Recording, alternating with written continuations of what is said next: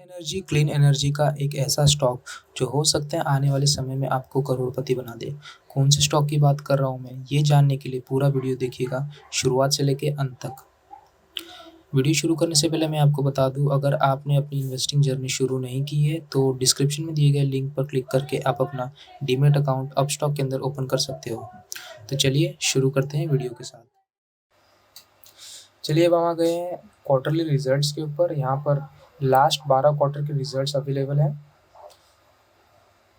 तो दिसंबर 2018 के क्वार्टर में कंपनी का नेट प्रॉफिट हुआ करता था 10,250 करोड़ के आसपास, जैसे कि आप यहाँ देख सकते हैं, जो कि धीरे धीरे बढ़कर हो चुका है इस क्वार्टर में, सितंबर 2021 क्वार्टर में 13,680 करोड़ के आसपास। ठीक उसी प्रकार कंपनी का ईपीएस हुआ करता था दिसंबर 2018 के क्वार्टर में 15.16, जो कि अब बढ़कर हो चुका है 21.58 रुपीज़।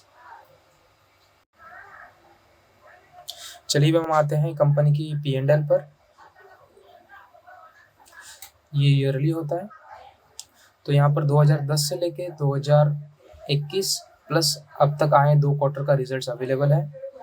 तो 2010 में कंपनी का नेट प्रॉफिट हुआ करता था 24,503 करोड़ के आसपास, जो कि अब बढ़कर हो चुका है इस लेटेस्ट क्वार्टर में आए हुए रिजल्ट्स के अकॉर्डिंग 52,281 करोड़। ये जो लास्ट का कॉलम है TTM, ये अब तक आए हुए 2 क्वार्टर का नतीजे बता रहा है। इसे हम कंसिडर नहीं कर सकते। अगर हम इसे कंसिडर करना है तो रफली इसे 2 से मल्टीप्लाई करना पड़ेगा। इसके लिए हम क्या करेंगे, 2021 तक जो आए हुए नतीजे हैं वो देखेंगे, जो कि ये 49,128 करोड़। ठीक उसी प्रकार कंपनी का EPS भी बढ़ा है, जो कि पहले हुआ करता था 35.12, अब बढ़कर हो चुका है 82.47। अब हम देखेंगे कंपनी की बैलेंस शीट।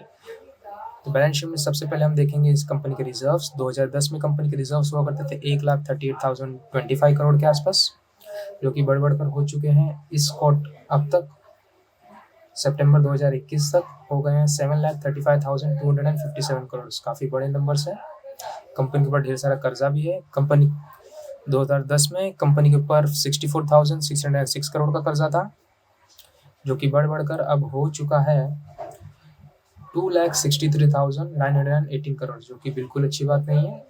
बीच में ये कर्जा बहुत ज़्यादा हुआ करता था, जैसे कि आप यहाँ देख सकते हैं। अब कंपनी ने इसे धीरे धीरे कम करने की कोशिश की है। चलिए अब हम आ जाते हैं कंपनी की शेयर होल्डिंग पैटर्न पर। तो प्रमोटर ने दिसंबर 2018, जितना डेटा हमारे पास अवेलेबल है, तब से लेके अब तक अपने शेयर होल्डिंग बढ़ाई है। पहले दिसंबर 2018 के क्वार्टर में प्रमोटर के पास 47.19% के शेयर्स थे, जिसे प्रमोटर ने धीरे धीरे बढ़ा कर दिया है 50.61। ठीक उसी प्रकार FIS ने भी धीरे धीरे इसमें बाइंग की है, और DIS की होल्डिंग अब तक है 13.21, गवर्नमेंट की होल्डिंग है 0.18। पब्लिक ने इसमें धीरे धीरे सेलिंग की है, और अब उनके पास बचा है 10.6। चलिए अब हम आ गए हैं कंपनी के चार्ट पैटर्न पर। तो जैसा कि कंपनी का प्राइस दे सकते हैं, कंपनी का प्राइस करंटली अभी ट्रेड हो रहा है 2,540 रुपीज़ के आसपास। एक दिन के अंदर 2.26% के नेगेटिव रिटर्न्स दिए हैं। 5 दिन के अंदर भी लगभग 3% के नेगेटिव रिटर्न्स दिए हैं। 1 महीने के अंदर इसने स्लाइटली पॉजिटिव रिटर्न दिए, जो कि ना के बराबर है। 6 महीने के अंदर इसने रफली 30% के अच्छे रिटर्न्स दिए हैं। 1 साल के अंदर 35% के रिटर्न्स दिए हुए, और जिन्होंने लॉन्ग टर्म तक होल्ड किया 5-5 सालों तक, उन्हें बहुत ही अच्छे रिटर्न्स मिलते हुए दिख रहे हैं, जो कि है 410% के आसपास। और जिन लोगों ने शुरुआत से लेकर अब तक इस शेयर को होल्ड किया, वो अब तक 4,690% के प्रॉफिट में बैठे हुए हैं। तो अगर इस कंपनी को आप लॉन्ग टर्म तक होल्ड कर सकते हैं तो आपको इस तरह के बहुत ही अच्छे रिटर्न्स मिल सकते हैं। चलिए दोस्तों, अब हम आ गए हैं कंपनी की वेबसाइट पर। यहाँ पर हम देखने वाले कंपनी के पास कौन कौन से प्रोडक्ट्स और ब्रांड्स हैं। तो सबसे पहले हम इनकी ब्रांड्स देखने वाले हैं। तो ये पॉलीमर्स के अंदर ये सारे ब्रांड्स हैं इनके पास, केमिकल के अंदर ये सारे ब्रांड्स हैं, पॉलिस्टर के अंदर ये सारे ब्रांड्स हैं, और रिफाइनिंग एंड मार्केटिंग के अंदर ये एक ब्रांड है। पेट्रोलियम रिटेल के अंदर ये सारे ब्रांड्स हैं और भी कई ब्रांड्स। और टेक्सटाइल के अंदर ये सारे ब्रांड्स हैं, सारी कपड़े बनाती है। फिर स्टोर एंड सर्विसेज के अंदर और भी कुछ ब्रांड्स हैं और इन स्टोर के अंदर इनके पास और ब्रांड्स हैं और ये इनकी पार्टनर्स हैं।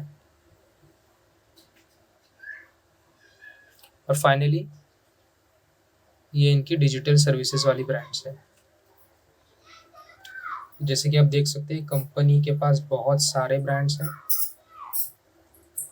कंपनी काफ़ी वेल डाइवर्सिफाइड है, अलग अलग सेक्टर में इनके पास बिजनेसेस है। मैं किस कंपनी की बात कर रहा था दोस्तों, अब तक आपको पता चल ही होगा। मैं बात कर रहा हूँ रिलायंस इंडस्ट्रीज़ की। शुरुआत में मैंने आपको कहा था कि मैं आपको एक क्लीन और ग्रीन एनर्जी वाली कंपनी बताने वाला हूँ, लेकिन रिलायंस इंडस्ट्रीज़ तो क्लीन और ग्रीन एनर्जी में नहीं आती है।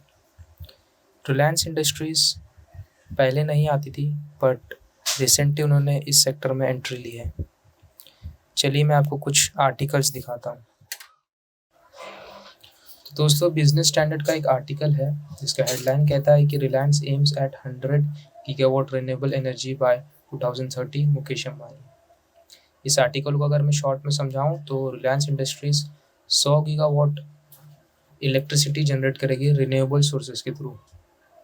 दूसरा आर्टिकल भी बिजनेस स्टैंडर्ड की तरफ से जिसका हेडलाइन कहता है कि Reliance buys Norway's REC solar holdings from Chinese Blue Star for $771 million. तो रिलायंस इंडस्ट्रीज ने एक कंपनी खरीदी है जिसका नाम है REC सोलार, एक दूसरी चाइनीज कंपनी से जो कि सोलार पैनल्स बनाती है।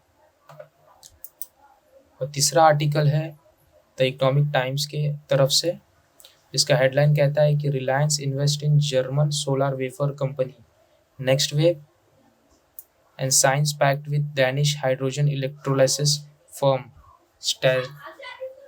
स्टेजडेल। तो रिलायंस इंडस्ट्रीज काफ़ी तेज़ी से ग्रीन एनर्जी सेक्टर में बढ़ता हुआ दिख रहा है। तो फाइनली दोस्तों हम आ गए हैं वीडियो के आखिरी पार्ट में।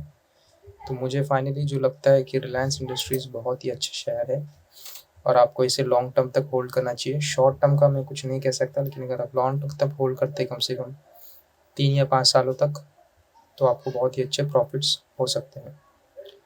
डिस्क्लेमर, मैं सेबी रजिस्टर्ड एडवाइज़र नहीं हूँ, ये मेरे खुद के थॉट्स हैं। तो आप अपनी इन्वेस्टमेंट अपनी जोखिम पे करें। अगर आपको वीडियो अच्छा लगा हो तो लाइक करें, शेयर करें और सब्सक्राइब करें।